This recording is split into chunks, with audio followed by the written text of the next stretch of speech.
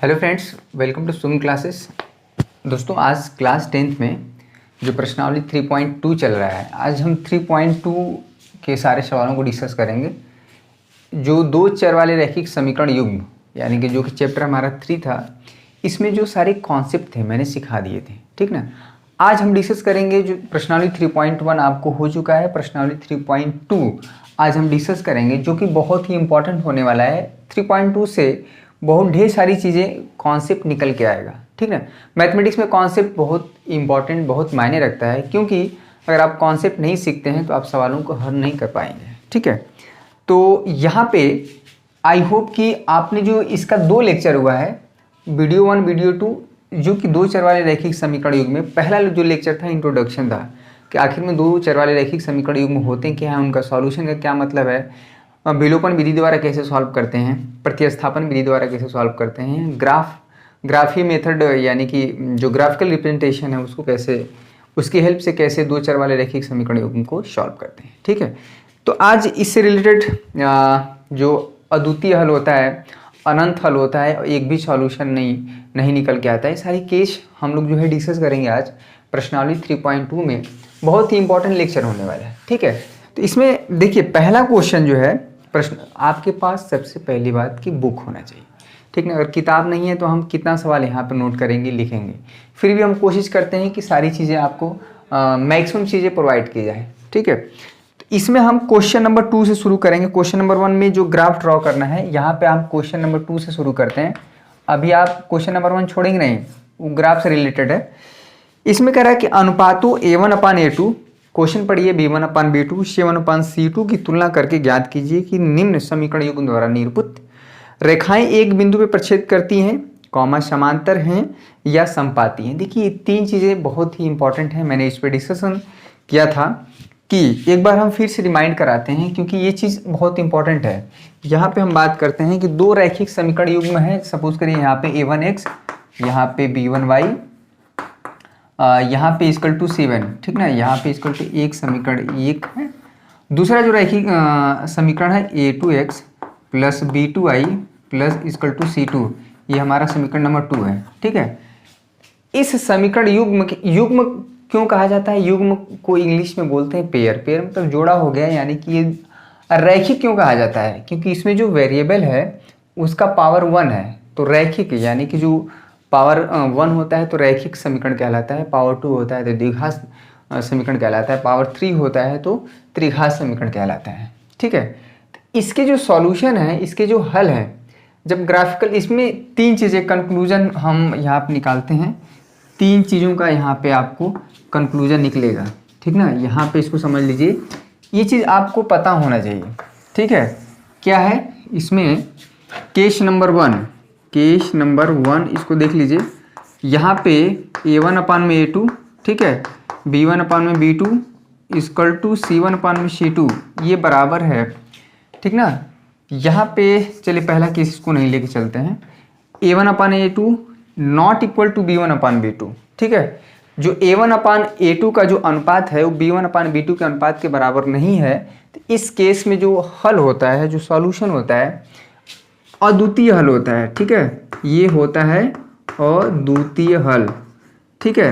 अद्वितीय हल यानी कि यूनिक सॉल्यूशन होता है। चलिए, इसका ग्राफिकल मीनिंग का मतलब होता है, यहाँ पे संगत असंगत की बात होती है, इसमें कई चीज़ें आपको निकल के आएंगी। चलिए, अद्वितीय हल होता है। और ग्राफिकल का मतलब होता है कि यहाँ पे अगर दोनों समीकरण 1 और 2 का हम ग्राफ ड्रॉ करें तो दोनों जो रेखाएं हैं एक दूसरे को क्या करेंगे? प्रच्छेद करेंगे। इसका ग्राफिकल मीनिंग ये हुआ, ठीक है।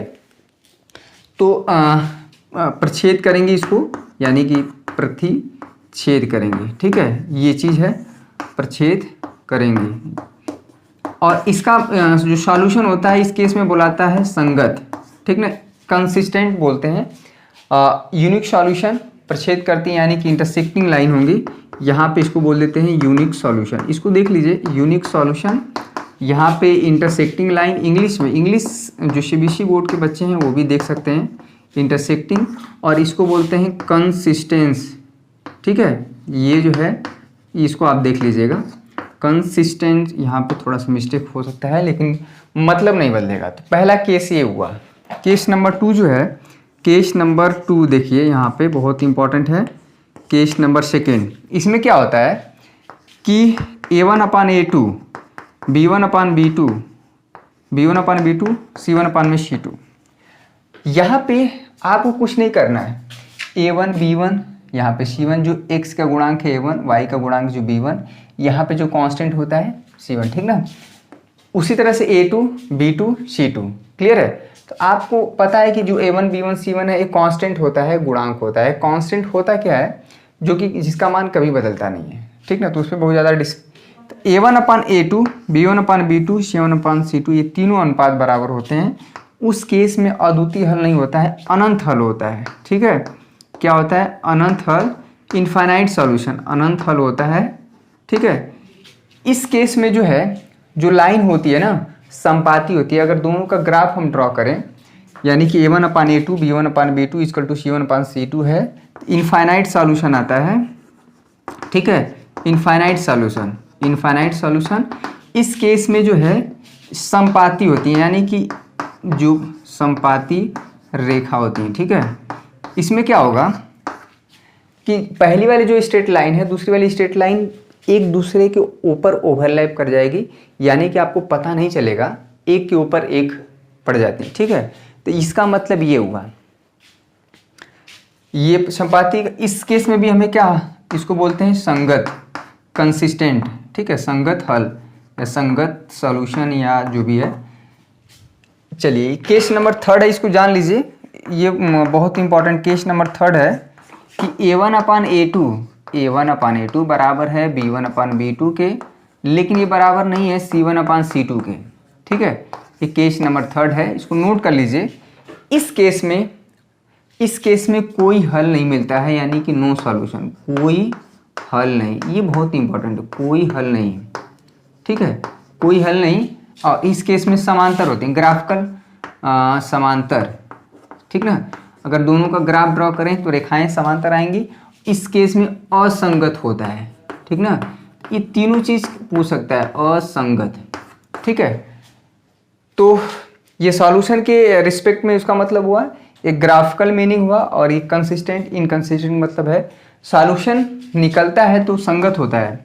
यहाँ पे भी संगत है, लेकिन जब सॉल्यूशन नहीं निकलता है तो उस केस में बोलते हैं कि जो रैखिक समीकरण युग्म है असंगत है, इनकंसिस्टेंट है, क्लियर है। तो ये चीज़ आप नोट कर लीजिए, बहुत इंपॉर्टेंट है। A1/A2 ≠ B1/B2, उस केस में यूनिक सॉल्यूशन मिलेगा, अद्वितीय हल मिलेगा। उसका ग्राफिकल मीनिंग क्या है कि दोनों रेखाएं जब इंटरसेक्ट करेंगी और कंसिस्टेंट होगा, संगत होगा।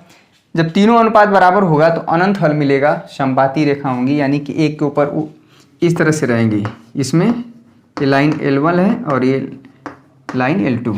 इस केस में संपाती मतलब है पहली और दूसरी लाइन इसी एक ही पर रहेंगी, और इस केस में क्या है, दोनों लाइन समांतर होंगी, ठीक ना। तो ये चीज़ इसको नोट कर लीजिए, बहुत इंपॉर्टेंट था। इसके बाद सारे सवालों को हम हल करेंगे। तो क्वेश्चन नंबर जो 2 है, क्वेश्चन नंबर 2 है, इसको नोट कर लीजिए। ये कॉन्सेप्ट था, ठीक ना। एक बार और हम बताए थे, आज रिवाइज करा दिए। ये हमारा कॉन्सेप्ट था, कॉन्सेप्ट तो क्लियर होना चाहिए।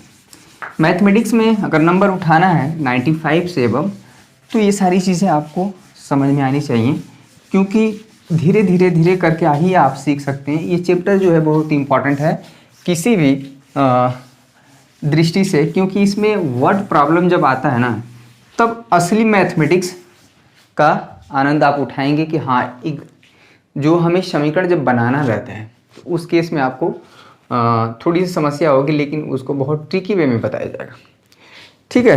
तो क्वेश्चन नंबर जो दूसरे का पहला है कि यहाँ पे हमें समीकरण यहाँ पे दिया है 5x, आपके पास बुक होना चाहिए 5x - 4y, यहाँ पे +8 = 0, समीकरण नंबर 1, ठीक है। दूसरा जो समीकरण है 7x + 6y, 7x + 6y, यहाँ पे -9 = 0, समीकरण नंबर यहाँ पे सेकेंड है। देखिए क्वेश्चन क्या है, क्वेश्चन आप पढ़ लीजिए कि हमें अनुपात A1/A2 B1/B2 C1/C2 के सहायता से बताना है कि जो दोनों समीकरण युग्म है, यानी कि पेयर ऑफ लीनियर इक्वेशन, इसके हल जो है संगत हैं, असंगत हैं, अद्वितीय हल हैं, ठीक है, या अनंत हल हैं, या कोई हल नहीं है।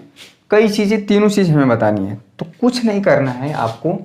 यहाँ पे देखिए जो समीकरण 1 है वहाँ पे अगर कंपेयर किया जाए तो a1 की वैल्यू 5, ठीक है, b1 की वैल्यू -4 और जो c1 है यहाँ पे हो जाएगा 8। ध्यान दें यहाँ पे c1, ध्यान देने वाली बात यह है कि जो समीकरण 1 है उसमें कांस्टेंट, अगर आप दोनों का कांस्टेंट या तो बराबर के दूसरे साइड लें या दोनों बराबर की इधर होना चाहिए। अगर एक कांस्टेंट इधर है और एक कांस्टेंट इधर है तब नहीं माना जाएगा, या तो बराबर के एक साइड या बराबर के दूसरे साइड कांस्टेंट, नहीं तो प्लस माइनस का लोचा हो जाता है, ठीक है। चलिए a2 क्या है, a2 जो है हमारा कुछ नहीं है 7 है, b2 क्या है भाई 6 है, b2, और यहाँ पे c2 क्या है -9। अब आपको कुछ नहीं करना है, a1 b1 c1 मिल गया, a2 b2 c2 मिल गया। आप रेशियो निकालिए, ठीक है, तो रेशियो निकालिए a1/a2 क्या है भाई 5/7, ठीक है, और b1/b2 यहाँ पे -4/6, इसको काट दें तो -2/3 हो जाएगा, और ये 5/7 है। तो हमारा जो केस नंबर 1 मिल जा रहा है, केस नंबर यहाँ पे फर्स्ट दिख रहा है कि जो a1/a2 वो नॉट इक्वल टू b1/b2। देखिए यहाँ पे ये जो पहला केस है, a1/a2 क्या है भाई 5/7 है, ठीक है, आप साइड से में कर सकते हैं, और b1/b2 तो ऑलरेडी यहाँ पे -2/3 है। तो कहाँ दोनों बराबर हैं, ठीक ना, नॉट इक्वल टू। इसलिए जो दोनों समीकरण युग्म हैं 5x - 4y + 8 = 0, बहुत ही विस्तृत वे में आपको बताया जा रहा है। बार बार ये चीज़ें आएंगी और एग्जामिनेशन पॉइंट ऑफ व्यू से बहुत इंपॉर्टेंट है, ठीक है। तो आई होप कि आपको अच्छा लग रहा होगा। अगर आप कोई सेशन पसंद आ रहा है तो आप प्लीज़ चैनल को सब्सक्राइब कर लीजिए, वीडियो को लाइक करना ना भूलें, और साथ में कमेंट करिए कि आपको क्या समस्या हो रही है, ठीक है। इससे हम लोग को जो साहस मिलता है कि हम लोग और बेहतर कर पाए आपके लिए, ठीक है। इस केस में क्या हुआ, इस केस में हमें 3 चीज़ बतानी है कि एक बिंदु पे प्रच्छेद करते हैं, यानी कि जो यहाँ पे पहला केस है अद्वितीय हल होगा, यहाँ पे लिख दीजिए यूनिक सॉल्यूशन होगा, अद्वितीय हल होगा, क्योंकि पहला केस है अद्वितीय हल है, ठीक है, अद्वितीय हल है। अगर ग्राफिकल, इसका मतलब ये है कि प्रच्छेद, यानी कि दोनों रेखाएं क्या हैं, प्रच्छेद करेंगी, प्रतिच्छेद करेंगी, इसको देख लीजिएगा, प्रच्छेद करेंगी, और हल कैसा होगा, करेंगी, इसका मतलब होगा संगत, ठीक ना, संगत हल होगा, संगत हल। तो इस तीनों चीज़ का मतलब एक ही हुआ, यूनिक सॉल्यूशन, प्रच्छेद करेंगे, यानी कि जब इन दोनों का ग्राफ ड्रॉ करेंगे तो कहीं ना कहीं इस तरह से एक लाइन इस तरह से जाएगी और एक जाएगी इस तरह से, यानी कि कहीं ना कहीं एक पॉइंट पे क्या कर जाएंगी, इंटरसेक्ट कर जाएंगी, प्रच्छेद करेंगी। तो जो a1/a2 b1/b2 c1/c2 just for test के लिए एक परीक्षण है, ये तुरंत बता देगा इसका अनुपात कि इन दोनों सॉल्यूशन यानी कि दोनों रेखाएं जो हैं इनका जो हल किस प्रकार का होगा। क्वेश्चन नंबर 2 देखिए, क्वेश्चन नंबर 2 बहुत इंपॉर्टेंट है, ये प्रश्नावली 3.2। क्वेश्चन नंबर 2 फटाफट क्वेश्चन करते रहिए आप। आगे अगर आपके पास बुक है, कॉन्सेप्ट समझ गए तो आप करते रहिए, जो बच्चे नहीं कर रहे हैं तो कम से कम यहाँ देखें, ठीक है। क्वेश्चन नंबर जो है यहाँ पे इसी में इसका दूसरा, इसमें जो है 9x + 3y + 12 है, ठीक है, +12 यहाँ पे +12, इसको = 0, समीकरण नंबर 1, ठीक है। और दूसरा क्या है 18x है, यहाँ पे देखिए 6y + 24 = यहाँ पे 0 है, समीकरण नंबर 2। फिर से वही काम करना है, हमें अनुपात ही बताना है, ठीक है। ये AF अगर इसको देखा जाए, कंपेयर किया जाए, तो जो पहला समीकरण है a1x + b1y + c1 = 0। दूसरा जो समीकरण है a2x + b2y + c2 = 0। इसी से कंपेयर करके हम a1 b1 c1 और a2 b2 c2 निकालेंगे। आप ज़रा इसको कैलकुलेट करिए और पता करिए कि सॉल्यूशन जो है किस प्रकार का है।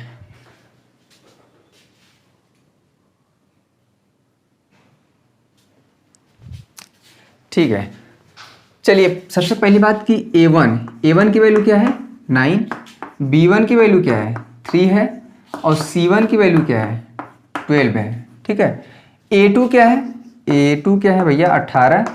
ठीक है, B2 क्या है, कुछ नहीं करना है, गलती नहीं होना है, साइन के साथ निकलना चाहिए। और C2 क्या है भाई 24। ये हो गया A1 B1 C1, A2 B2 C2। तो आप कुछ करिए मत, A1 अपान A2 निकालिए। A1 क्या है भाई 9 बाई ये B1, A2 क्या है 10, तो एक अनुपात क्या आ गया 1/2। चलिए लगे हाथ B1 अपान B2 निकालिए। B1 अपान B2 3/6 यानी कि फिर से आ गया ये 1/2 कट जाएगा। और C1 अपान C2 भी निकालिए। यहाँ से C1 अपान C2 निकालेंगे तो 12/24, ये भी क्या आ गया 1/2। देखिए दिख रहा है कि नहीं, इसको देख लीजिए पहले 1/2। ठीक है, दिख रहा है। तो आप देख रहे हैं कि A1 अपान A2 भी 1/2, B1 अपान B2 भी 1/2 और C1 अपान C2 भी 1/2। इस तरह से यहाँ पे आप लिख सकते हैं। इसलिए जो A1 अपान A2 बराबर है B1 अपान B2 वो बराबर है C1 अपान C2 के। यानी कि जो अनुपात है ये बराबर है। तो ये क्या केस है, अगर आई होप नोट किए होंगे, तो इस केस में क्या मिलता है हमें, अनंत हल मिलता है, इनफाइनाइट नंबर ऑफ सॉल्यूशन होता है। और रेखाएं क्या होती हैं, अगर हम ग्राफ ड्रॉ करें तो अगर ये पहली वाली लाइन है L1 है तो दूसरी लाइन भी क्या हो जाएगी, इसी पे हो जाएगी, यानी कि समपाती होंगे, एक पर एक होंगे। ठीक है, तो इस केस में हमें क्या मिलेगा, अनंत हल मिलेगा, अनंत हल। ठीक ना, अनंत हल, इनफाइनाइट नंबर ऑफ सॉल्यूशन मिलेगा, अनंत हल और संगत होगा। ठीक ना, जब सॉल्यूशन नहीं मिलता है उस केस में असंगत होता है। चाहे यूनिक सॉल्यूशन मिले, चाहे अद्वितीय हल मिले, चाहे इनफाइनाइट नंबर ऑफ सॉल्यूशन मिले या अनंत हल मिले, दोनों ही केस में संगत होता है। असंगत हल तब कहते हैं जब सॉल्यूशन हमें नहीं मिलता है। ठीक है, इस तरह से क्वेश्चन नंबर सेकेंड हुआ। क्वेश्चन नंबर थर्ड देखिए, कुछ करना नहीं, बस चेक करना है। ये 1 नंबर का क्वेश्चन आता है इसमें 1 नंबर का आपको तुरंत बताना रहता है। जो हमारा मल्टीपल चॉइस क्वेश्चन है, बहुविकल्पीय है, वहाँ पे बहुत बढ़िया क्वेश्चन बन जाता है। 1 नंबर आपको मात्र 30 सेकेंड में दे देता है। तो इसमें गलत नहीं होना चाहिए, क्योंकि बूंद बूंद से ही भैया सागर भरता है। अगर आपका 1 नंबर जो कि बहुत आसान है अगर कट जाता है ना, इसी तरह से मैथमेटिक्स में तो नंबर बहुत कटता है। प्लस माइनस का सबको पता है कि प्लस माइनस का कितना महत्व है। थोड़ा सा मिस्टेक मतलब नंबर कटा। एग्जामिनर तो बैठे ही रहते हैं कि जरा गलती पाएँ और नंबर जो है तुरंत लपेट देते हैं। वो सारी चीज़ें हमें नहीं करनी। एक वीडियो हम आपको बनाएंगे। जो मैथमेटिक्स का डर है आपके अंदर, ज़्यादातर देखा जाता है कि बच्चों के अंदर गणित का बहुत ज़्यादा ही वो रहता है, एक तरह से कहते हैं फोबिया। गणित का पेपर अगर आया तो एकदम पूरा परेशान हो जाते हैं कि आखिर में कैसे होगा। तो वो सारी चीज़ें आपके अंदर से जो डर है उसको निकालने के लिए क्या क्या जो काम करना है गणित में, वो अगर आप फॉलो करते हैं तो आपका बेहतर जो है, हो सकता है गणित आपका फेवरेट सब्जेक्ट भी बन जाए। चलिए क्वेश्चन नंबर, अगर जिसके पास बुक है ना वो करते रहिए। क्वेश्चन नंबर थर्ड इसी में बहुत इंपॉर्टेंट है, बहुत ही इंपॉर्टेंट है। देखिए यहाँ पे 6x - 3y, 6x - 3y NCERT का ही क्वेश्चन करना है, ये भी ध्यान रहे। = 0 समीकरण नंबर 1। 2x यहाँ पे देखिए 2x - y + 9 = 0 समीकरण नंबर 2 है यहाँ पे। अब देखिए हमें बताना है कि क्या है इसमें से, तो कुछ करना नहीं है, वही A1/A2। A1 की वैल्यू क्या है यहाँ पे 6, ये गलत मत उतार दीजिएगा। B1 क्या है, जो y का पूरा गुणांक होगा -3। बहुत बच्चे इसको 3 लेते हैं केवल, यहाँ पे भी मिस्टेक होता है। तो ये जो पूरा विथ साइन लेना है, पॉजिटिव तो पॉजिटिव, निगेटिव तो निगेटिव। यहाँ पे हो गया 10। समीकरण नंबर 2 से इसको क्या रिप्रेजेंट किया जाएगा, A2 की वैल्यू 2, B2 की वैल्यू यहाँ पे देखिए। कभी भी अगर आप -y लिखा गया है, ये एक्चुअली में होता है -1 × y। माइनस का कोई मतलब नहीं है, ठीक ना। -1 होता है, लेकिन उसको लिखते लिखते लिखते हम -1 गायब कर देते हैं, तो यहाँ पे -1 होता है, ठीक ना। C1 C2 का मतलब है यहाँ पे 9। तो कुछ नहीं करना है, A1 B1 C1 निकल गया, A2 B2 C2 निकल गया। आप क्या करिए, अनुपात निकाल लीजिए, रेशियो निकाल दीजिए और देखिए कि तीनों कंडीशन में से किस कंडीशन को ये क्या कर रहा है, अप्लाई कर रहा है, फॉलो कर रहा है। ठीक है, तो कुछ नहीं है, तुरंत इसको कर दीजिए। A1/A2 A1/A2 क्या है भाई, 6/2 यानी कि हो जाएगा 3/1। यहाँ आप देखिए B1/B2 B1/B2 -3/-1, ये भी क्या आ गया 3/1। अब क्या कर दीजिए, C1/C2 C1/C2 है यहाँ पे 10/9, ये तो कुछ नहीं होगा, उसी तरह से रहेगा 10/9। तो आप देख रहे हैं कि A1/A2 B1/B2 बराबर है, क्योंकि A1/A2 3/1 है, B1/B2 क्या है, ये भी 3/1 है, लेकिन C1/C2 क्या है 10/9 है। ये आपको समझ में आ रहा है कि A1/A2 बराबर है B1/B2 के, और ये बराबर नहीं है किसके, C1/C2 के। ये कौन सा केस है, केस नंबर 3। इस केस में कोई हल नहीं मिलता है, नो सॉल्यूशन होता है। रेखाएं जो हैं, अगर दोनों का ग्राफ ड्रॉ किया जाए तो दोनों रेखाएं क्या आएंगी, पैरेलल आएंगी। ये L1 है, ये सपोज करिए L2, तो दोनों रेखाएं L1 पैरेलल टू L2। अगर दोनों का ग्राफ ड्रॉ किया जाए, ठीक ना, तो समांतर रेखाएं आएंगी। उस केस में जब रेखाएं समांतर होती हैं, जब एक दूसरे को कट नहीं करती हैं, तो कोई भी हल नहीं मिलता है। ग्राफिकल का मतलब ये हुआ, ठीक है। जरा सोचिए कि इसको हम जो फ्रेंडशिप या दोस्ती से जो रिलेट किए थे, कि अगर दो दोस्त हैं, अगर मिलते ही नहीं हैं, तो कोई हल का मतलब है कि जब दोनों लोग के बीच में बातचीत नहीं होगा तो कोई सॉल्यूशन नहीं। मान लीजिए दो लोगों के बीच में झगड़ा है, ठीक है, तो झगड़े को सलटाने के लिए क्या करते हैं, अगर हम बात करते हैं किसी गांव में दो लोग के बीच में, दो पक्ष के बीच में झगड़ा हो गया, तो जो गांव के मुखिया होते हैं, अगर दोनों पक्ष को बुलाएंगे, अगर नहीं मिलेंगे तो दोनों के बीच में हल निकलेगा ही नहीं। यानी कि हल निकलने के लिए बहुत ज़रूरी है कि कहीं ना कहीं आके दोनों लोग बैठें। मान लीजिए ये पहले लोग हैं और ये दूसरे लोग हैं L2, तो कहीं आके बैठेंगे तभी जाके हल निकलेगा। अगर एक तीर घाट जा रहा है, एक मीर घाट जा रहा है, दोनों मिलने के चांसेस नहीं है। जिन दो लोगों के बीच में झगड़ा हुआ है, ठीक ना, ग्राम प्रधान चाह रहे हैं कि दोनों लोग को मिला के क्या कर दिया जाए, झगड़े को ख़त्म किया जाए, मामला जो है निपट जाए, लेकिन ये दोनों लोग मिलने के लिए तैयार नहीं है। यानी कि ये समांतर हैं, जिस हिसाब से ये चल रहे हैं उसी हिसाब से ये चल रहे हैं, ठीक ना।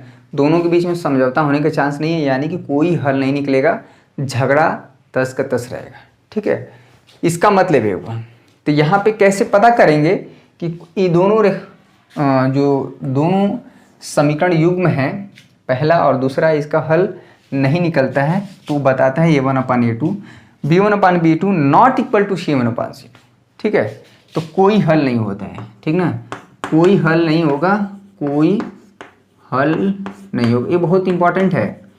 कोई हल नहीं होगा, ये आगे भी आएगा, होगा, कोई हल नहीं होगा। इस केस में असंगत होगा, ठीक ना, असंगत होगा। और ग्राफ का मतलब होता है कि ग्राफिकल देखा जाए तो अगर ग्राफ ड्रॉ करें तो समांतर होंगी, ठीक ना, समांतर रेखाएं होंगी, ये चीज़। तो आप नोट कर लीजिए, क्वेश्चन को समझ लीजिए, और बहुत अच्छे से इसको रिलेट किया गया है, ठीक है। तो ये तीनों चीज़ का मतलब एक ही हुआ, कोई हल नहीं, समांतर रेखाएं होंगी और असंगत हल होगा, यानी कि ये मिलेंगे कभी नहीं। तो ये हुआ क्वेश्चन नंबर जो है दूसरे का 3 क्वेश्चन। क्वेश्चन नंबर 3 में वही काम करना है। आप क्वेश्चन नंबर 3 हम बताएंगे नहीं, आपको खुद से करने हैं। क्वेश्चन नंबर 3 हम पढ़ दे रहे हैं पूरा, ठीक है। फिर से वही काम करना है। जो भी बच्चे समझ गए हैं ना, एक बार कॉन्सेप्ट क्लियर हो जाए तो गणित में मज़ा ही आ जाए समझने में। कॉन्सेप्ट पे आप ध्यान नहीं देते हैं, लगता है कि हम सिर्फ सवाल ही करते जाएं तो मेरा काम बन जाएगा, तो ऐसा नहीं है। आपको कॉन्सेप्ट सीखना पड़ता है। प्रश्नावली 3.2 चल रहा है। क्वेश्चन नंबर 3 देखिए यहाँ पे। क्वेश्चन नंबर 3 में भी 3 क्वेश्चन हैं, 3 नहीं बल्कि 5 हैं। कह रहा है अनुपात A1/A2, B1/B2 और C1/C2 की तुलना करके ज्ञात कीजिए कि निम्न रैखिक समीकरण युग्म के जो हल हैं वो संगत हैं या असंगत है। यानी निम्न रैखिक समीकरण युग्म संगत है या असंगत है।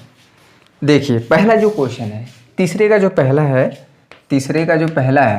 ठीक है, तीसरे का जो पहला है, इसमें जो निम्न रैखिक समीकरण युग्म है संगत है या असंगत है, बस इतना ही बताना है।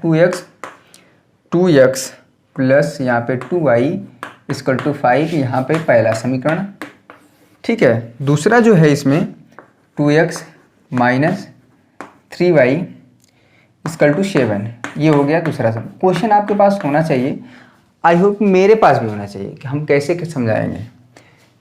देखिए संगत दो केस में आ रहा था, जो यूनिक सॉल्यूशन था यानी कि अद्वितीय हल A1/A2 not equal to B1/B2, इस केस में भी संगत था। और संगत एक केस में और था कि A1/A2 equal to B1/B2 equal to C1/C2। जब ये तीनों अनुपात बराबर होता है तो कंसिस्टेंट दो केस में है, संगत दो केस में है, जब यूनिक। तो अब आपको समझ में आ गया होगा। कुल मिला के आपको A1 की वैल्यू क्या है 2, इसको आप निकाल लीजिएगा। B1 क्या है, वो भी 2 है। C1 क्या है 5 है।